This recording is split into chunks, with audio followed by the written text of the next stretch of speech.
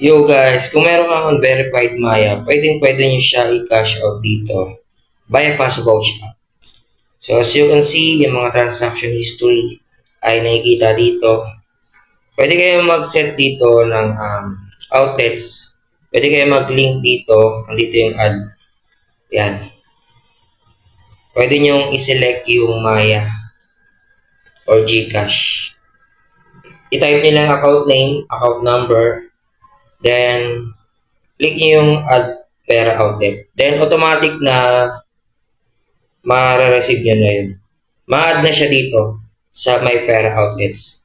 At pwede na kayong makapag-request ng cash out once na-link nyo na yung Gcash or Maya nyo. So dito sa services, makikita nyo dito, napakarami ng services na in-offer ni Passabouch, which is yung ginawa kong application.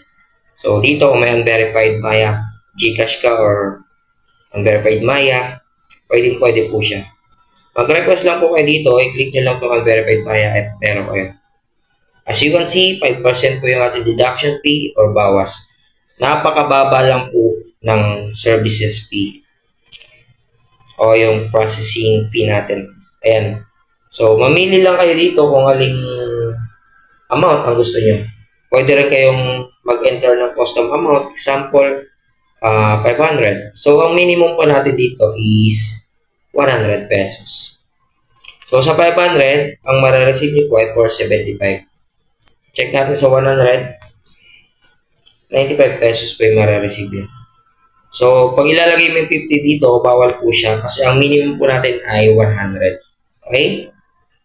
So, once na ano nyo na yan, ma-convert, pwede kayong mag-message sa customer support. I-chat nyo lang siya dito. Ayan. Maano nyo na yan, ma-chat nyo na yan yung customer support. So, yan lang guys.